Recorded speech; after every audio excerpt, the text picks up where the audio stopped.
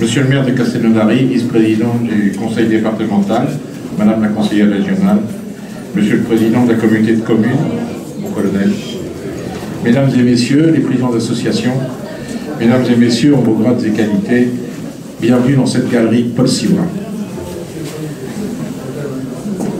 Tout d'abord, merci monsieur le maire de me permettre, au nom du comité de coordination de l'association patriotique des groupements affiliés, de prendre la parole. Je vous rassure, je vais essayer d'être bref. 3 expositions vous sont ici présentées. La première, la Grande Guerre 14-18, d'une guerre à l'autre, 1919-1939, et enfin, la vie dans les camps de concentration, vue par des élèves du lycée d'enseignement professionnel Germaine-Tillon. Les 2 premières expositions sont l'œuvre du ministère de la Défense, direction de la mémoire, du patrimoine et des archives. Elles ont été mises à notre disposition par M. Emmanuel Prost, directeur de l'Office national des anciens combattants et victimes de guerre, et qu'il en soit ici remercié. Par leur richesse et leur valeur exceptionnelle, ces expositions ont pour but de transmettre la mémoire et de favoriser la compréhension de notre histoire nationale commune. La 3e exposition, qui est dans la salle du milieu, est l'œuvre de lycéens, conseillés par M.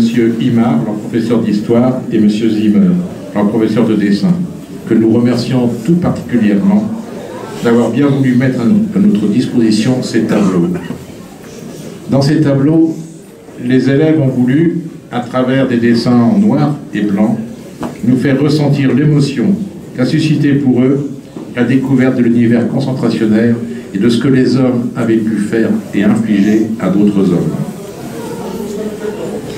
Si vous me le permettez, monsieur le maire, je voudrais maintenant adresser quelques remerciements particuliers. Alors, pour la première fois cette année, le drapeau de l'association Rhin et Danube est porté par un élève du lycée Germaine-Tillon. Le Souvenir français est le gardien de la mémoire de cette association, et dans ce cadre, le major de Jésus va passer une convention avec le lycée Germaine-Tillon, auquel il a confié la garde de ce drapeau. Ce geste symbolique montre l'engagement des jeunes élèves pour entretenir la mémoire et le respect pour ceux qui ont donné toute ou une partie de leur vie pour la France, mais aussi pour la liberté.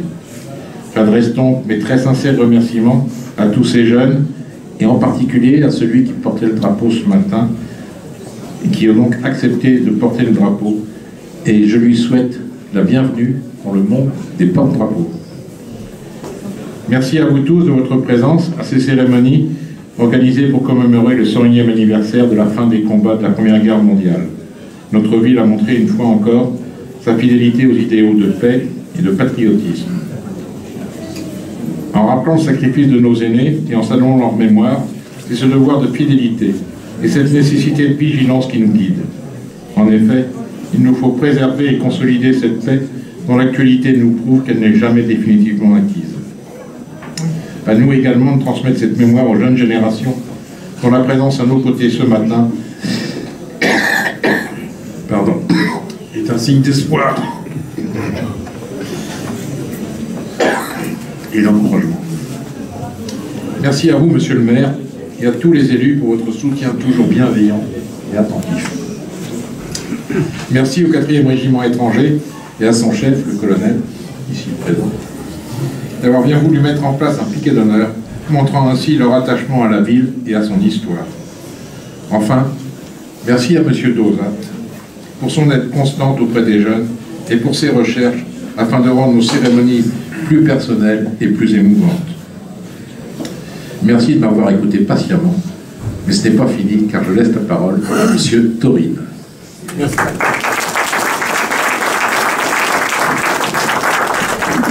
Merci, mon colonel. Mesdames et messieurs, il y a désormais très exactement 5 ans, à quelques minutes près, qu'était signé l'armistice mettant fin à la Première Guerre mondiale. Une date anniversaire que nous venons de commémorer de façon tout à fait remarquable, grâce à l'implication sans faille de chacun, et une commémoration que nous devons, depuis 1922, à M. André Maginot, ministre. Je voudrais remercier nos jeunes sapeurs-pompiers, toujours présents, nous sans souci, et vous tous, mesdames et messieurs, qui avez par votre présence contribué à la réussite de cette cérémonie, qui est venue mettre un terme à toute une série de manifestations mises en place à la mémoire de tous ceux qui ont donné leur vie au cours de cette guerre 14e. C'est ainsi que je voudrais d'abord remercier le comité local du souvenir français et son président, M. De Jésus, le centre Lauragais d'études scientifiques et Michel Doza, son président, pour l'hommage rendu à certains choriens morts au combat à l'occasion de la Grande Guerre.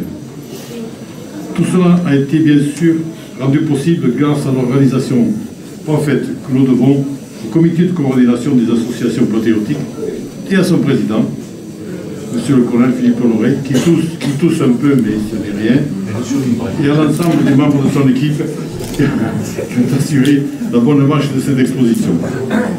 En parlant de celle-ci, je voudrais également remercier le colonel Canales pour la mise en place de cette exposition que nous devons,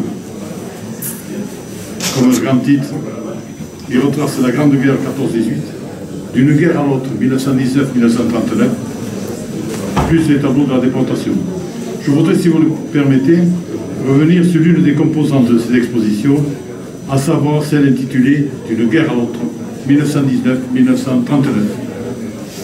Si l'armistice signé le 11 novembre 1918 devait marquer la fin des combats, la victoire des Alliés et la défaite totale de l'Allemagne, ce n'est que le 28 juillet 1919 que le traité de Versailles mettait réellement fin à l'état de guerre. C'est le début de la période de 1919 qui commence et qui va revêtir une importance capitale, non seulement pour notre pays et pour l'Europe, mais aussi pour le monde, car cette période va engendrer la Deuxième Guerre mondiale. Bien avant cela, c'est un certain von Clausewitz, auteur en son temps d'un traité majeur de stratégie militaire, qui devait déclarer, et je cite, « La paix, c'est la poursuite de la guerre par d'autres moyens ». Une affirmation qui devait s'avérer prémonitoire au cours de cette période. Déjà, Georges Clemenceau, président du Conseil des ministres et ministre de la guerre, signataire de l'armistice, devait à son tour déclarer « Nous avons gagné la guerre non sans peine, maintenant il va falloir gagner la paix, et ce sera encore plus difficile ». Les chroniqueurs de l'époque nous disent que si l'Allemagne devait signer l'armistice le 11 novembre 1918, puis le traité de Versailles le 28 juin 1919, elle ne s'estimait pas avoir été vaincue par les armes. Et si les Alliés pensaient que ce dernier traité servait de leçon, ils se trompaient, car 14-18 ne sera jamais la der des der. À l'image du peuple allemand, un homme ne pourra jamais accepter cette paix. Il prendra rapidement la tête d'un groupe ultranationaliste. Vous connaissez son nom depuis, c'est Adolf Hitler. Tout comme l'Allemagne, le ressentiment italien, mécontent du traité, va susciter du fascisme, et avec la figure de proue, Benito Mussolini. Après l'Allemagne et l'Italie, c'est le Japon, pourtant jusqu'alors allié des États-Unis, et chargé notamment de sécuriser les routes maritimes du Pacifique et de l'océan Indien, qui va se détourner de l'Occident et surtout des Américains. Avec le Reich allemand, le Royaume d'Italie et l'Empire du Japon, ça a été fait de la paix à venir, et ces trois pays vont imposer la domination allemande sur presque toute l'Europe, la domination italienne sur la Méditerranée, la domination japonaise sur l'Asie et sur le Pacifique. Ça a été donc fini du traité de paix, suivait alors une période d'extrême violence qui va déboucher sur la Deuxième Guerre mondiale. Mais cette période devait aussi compter bien d'autres choses, bien plus agréables. Et parmi celles-ci, le rappel de la loi du 24 octobre 1922, qui devait fixer au 11 novembre la commémoration de la victoire et de la paix.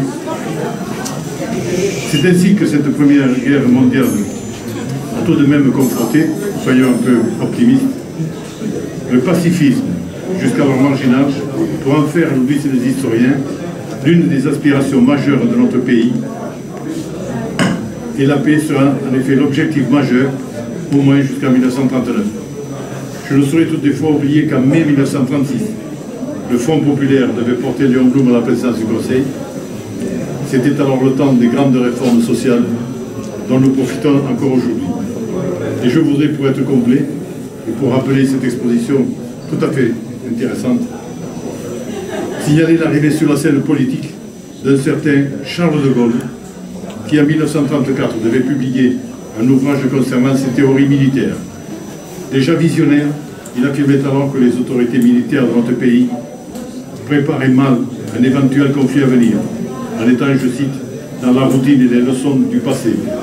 Le système de défense mis en place absorbant à son avis beaucoup trop de ressources aux dépens des armes mécaniques et modernes. Je vous remercie de votre attention et vous invite à visiter cette remarquable exposition.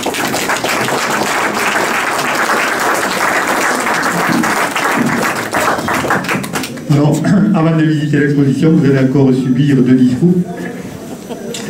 En fait, d'abord, je voudrais me tourner vers le grand organisateur donc, de cet événement, Colonel Honoré. Merci mille fois, Colonel, donc, pour cette, encore une fois, très belle manifestation commémorative du 11 novembre.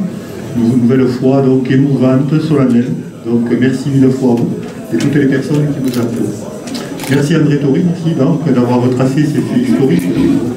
Entre les deux guerres, c'était la guerre des Dents, soi-disant, la Première Guerre mondiale. En fait, elle préparait la Deuxième Guerre mondiale, comme tu viens de l'exposer, donc André. Je voudrais remercier plus particulièrement aussi Michel Dozan. Je ne sais pas où il est Michel, mais Michel, donc merci mille fois Michel, parce que c'est en fait retracer la vie de ces hommes qui sont inscrits sur le monument, ça a du sens. Voilà, et donc ça te demande une recherche importante, mais de l'autre côté, donc, quand on va devant le monument, on retrace la vie de ces hommes qui sont morts pour la France. En fait, vous avez vu qu'on a étendu la commémoration aux opérations donc, extérieures. C'est-à-dire que là, nous sommes la première année donc, après la fin de la Première Guerre mondiale. Première année donc, de paix. Une fois qu'on dit qu'on est en paix, derrière, donc, il y a eu tous les traumatismes qu'on a subis pendant ces 4 années de guerre. D'un jour à l'autre, on dit c'est la paix, mais c'est la paix, mais derrière, c'est la période de deuil qui commence, donc, avec tout le cortège de traumatismes, de blessés graves, donc, de deuil à faire dans les familles, etc. etc. Donc, on a choisi d'étendre à toutes les opérations, aux morts pour la France, dans le cadre des opérations extérieures. Donc, on commémore aussi aujourd'hui. Depuis 1963, il y a 637 soldats, donc civils, qui sont morts pour la France. Donc un monument va être érigé après-midi, et donc inauguré par le président de la République. Voilà, donc c'est une très bonne chose que cet hommage rendu donc, à ceux qui sont morts aussi en opération extérieure pour notre pays, donc sous l'égide de l'ONU, de l'OTAN, de l'Union européenne. Je voudrais donc féliciter le major de Jésus, donc, pas oublier le major de Jésus, voilà, Monsieur le Président du Souvenir français, parce qu'en fait vous avez anticipé donc, cette cérémonie qu'on a eue le 3 novembre, donc, à la mémoire du major El Gharafi, nous vous la devons, donc il est mort en opération extérieure. Voilà, donc c'était bien que nous puissions aller lui rendre donc, un hommage au cimetière de l'Ouest. Merci de toujours donc avoir cette délicatesse, Major, Monsieur le Président du Souvenir français, donc, et puis d'avoir signé aussi avec Germaine Tillon ce partenariat, et puisque les jeunes aujourd'hui portent le drapeau du Souvenir français. Voilà, donc je finirai par vous, mon colonel, et ensuite donc toutes les personnes qui se sont associées, ainsi que les écoles, très précieux cette venue donc, de nos écoles, donc devant le monument, puisque ce devoir de mémoire qui nous incombe, pour pouvoir donc l'accomplir, il faut que les jeunes donc soient présents. Voilà, que les jeunes donc se rendent compte à un moment donné que donc il y a eu des événements très importants où des jeunes un peu plus âgés qu'eux sont morts pour la France. Donc à 20 ans, ces jeunes ne demandaient qu'à vivre, donc ils se sont retrouvés sur le front, et dans des conditions extraordinairement difficiles, féroces, donc, où ils ont engagé à chaque minute, chaque seconde, donc, leur vie. Voilà, donc, hommage donc, à ces jeunes, et merci donc, à tous les enseignants qui nous ont amené les écoles pour commémorer cette importante date du 11 novembre. Mon colonel, donc, vous rehaussez donc, de votre présence en fait ces cérémonies. Et le 4e régiment étranger, qui a aussi, donc, sur ces opérations extérieures, donc, perdu de nombreux jeunes, donc, notamment l'adjudant El Gharafi, le major El Gharafi. Donc, en fait, merci à vous, donc, mon colonel, merci de votre présence, de l'ensemble donc, du 4e régiment étranger à ces cérémonies. Vous êtes toujours là, toujours à nos côtés. Donc, et vous rehaussez encore une fois de votre présence ces cérémonies. Monsieur le secrétaire général, je vais vous laisser la parole. Donc, merci aussi parce que vous êtes un fidèle parmi les fidèles de toutes les cérémonies que nous organisons sur Castelnaudary. Le 2 novembre, le 11, le 8 mai, vous êtes toujours présents de nos côtés. Vous remplissez à merveille donc, votre rôle de secrétaire général de la préfecture, sous-préfet de Castelnaudary. Sous-préfet de Castelnaudary. Donc merci à vous, donc, et puis je vous laisse donc volontiers la parole. Merci, monsieur le maire.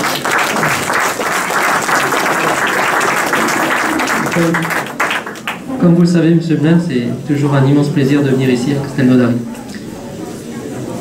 Monsieur le maire, vice-président du conseil départemental et président de l'Assemblée des maires, madame la conseillère régionale, mesdames et messieurs les élus, mon colonel, commandant le 4e régiment étranger, monsieur Géoupi, monsieur le président de la communauté de communes, mon colonel, président de l'association, major, monsieur Doza, toutes et tous ici représentés.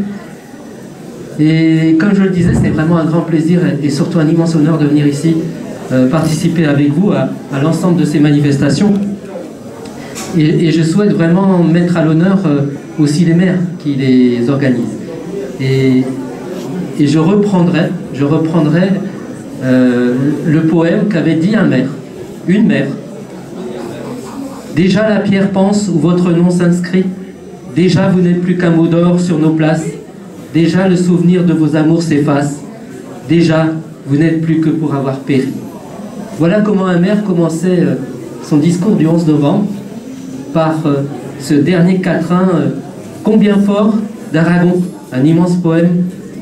Et voilà pourquoi nous ici, nous avons rendu hommage à nos soldats. Parce qu'il ne faut pas qu'on oublie ces dates. Il ne faut pas qu'on oublie ces faits horribles et ces enchaînements. Alors oui, il faut se souvenir. Puis aussi, on l'oublie toujours, de tous ces frères d'armes étrangers qui sont venus pour nous aider et nous sauver. Et peut-être verrons-nous des étrangers qui viennent aujourd'hui d'une autre manière. L'histoire est pour un peuple ce que la conscience est pour l'homme.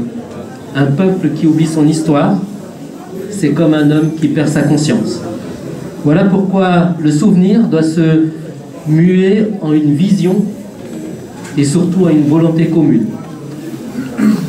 Comme le disait le colonel, est-ce qu'on ose dire encore de nos jours que les menaces n'existent plus? Chacun de nous les a en tête et il faut combattre tout ce qui nous divise. Et bien entendu, face à l'ensemble des menaces, la seule réponse, c'est la République. La République avec ses valeurs de liberté, d'égalité et de fraternité. Alors, j'aimerais avoir également une pensée pour toutes les personnes qui s'engagent, nos militaires, et ici, bien entendu, les vaillants légionnaires du 4e régiment étranger, nos gendarmes, nos policiers, nos sapeurs-pompiers, nos fonctionnaires, nos associations et bien entendu nos élus. Et je tiens à souligner ici le travail formidable réalisé à Castelnaudary et cette exposition en est un exemple. Alors bravo à tous ces jeunes qui s'engagent, bravo à l'Éducation nationale, bravo à tous. Et vos engagements sont un hommage particulier à votre apport de citoyen, à votre valeur et à l'ensemble de vos valeurs. Toute cette longue période de 14 à aujourd'hui a été aujourd'hui honorée. Au nom de l'État, en mon nom, soyez-en tous remerciés. Alors il faut continuer d'honorer nos morts parce qu'ils ont, par le sacrifice de leur vie, un droit sur la nôtre. Il faut aussi continuer de nous souvenir, car c'est ainsi que nous honorons la France, ce pays qui nous unit par le cœur et par l'esprit et qui nous fait d'être fidèles à ses valeurs. Merci à vous.